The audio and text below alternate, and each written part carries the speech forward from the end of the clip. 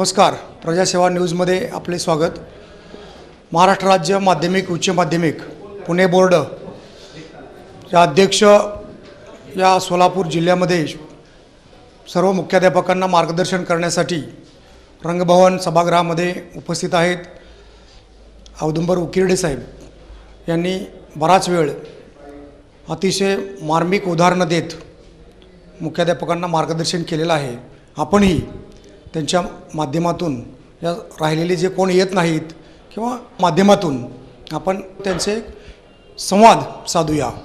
आपण सर्वप्रथम एक प्रश्न विचारूया त्यांना की बराच वेळ या ठिकाणी मीटिंग चाललेली आहे. आम्ही होतो कॉपीमुक्त अभियान किंवा कॉपीमुक्त अभियान आजपर्यंत का होऊ शकलेलं नाही किंवा यासाठी कोण दोषी आहे?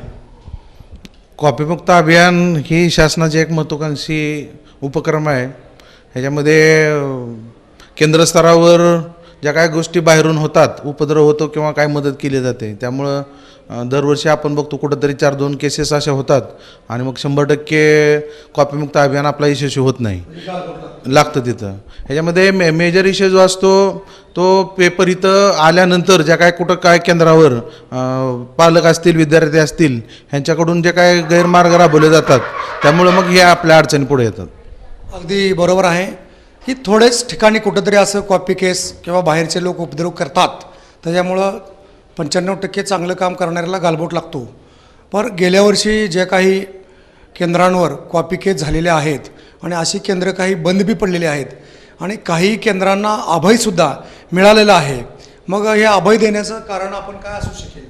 नाही, आपल्याकडं गेल्या वर्षी सोलापूर जिल्ह्यामध्ये 10वी आणि 12वीच्या जे काय कॉपी केसेस झालेल्या होत्या ती केंद्र सगळी बोर्डानं बंद केलेली आहेत. आणखीन तर कोणाला अभय म्हणून आदेश आलेलाच नाही आहे. परंतु याच्यामधले जवळपास 11 केंद्र हे मान्य उच्च न्यायालयामध्ये गेलेले आहेत आणि त्यातल्या 3 केंद्राला त्यांनी स्टे ऑर्डर दिलेला आहे. उद्या उरलेल्या बाकीच्या लोकांचा निर्णय होणार आहे आणि त्यामुळं मग जर मान्य उच्च न्यायालयाचे जे निर्णय असतील त्यानुसार यांना पुढं ठेवायचं आहे का रद्द करायचं हा निर्णय होणार आहे. अद्यापर्यंत आणखीन तशा कुठलेही आदेश निर्गमित झालेले नाहीत. आपण म्हणताय असा कुठलाही आदेश दिलेला नाही, परंतु गट शिक्षणाधिकारी किंवा शिक्षणाधिकारी यांच्या अहवालावरून जी काही 7 केंद्र आहेत, माझ्याकडे नाव आहेत ते अक्कलकोट, दुधनी, मैंदर्गी, त्याचबरोबर बार्शी, शेळगाव, खामगाव अशी जी काय आहे या तालुक्यांना म्हणजे इथली जी सेंटर होती यांना गट शिक्षणाधिकारी किंवा शिक्षणाधिकारी यांचा अभिप्राय दिल्यानंतर त्या पूर्ववत राहणार आहेत. मग बाकीच्या केंद्रांना किंवा सेंटरला तसंच सुविधा मिळणार का? हो, ह्याच्यामध्ये कसं करावं लागणार, एक वाक्यात ठेवावं लागणार. जरी शिक्षणाधिकाऱ्यांनी त्यांना काय इथं ग्राउंड लेवलला अडचणी असतील म्हणून त्यांनी शिफारस केलेल्या असतील, परंतु आता ह्याच्यामध्ये उद्या उच्च न्यायालयामध्ये जो अंतिम आदेश होईल त्यानुसार सगळ्यांना समान न्याय मिळणार आहे.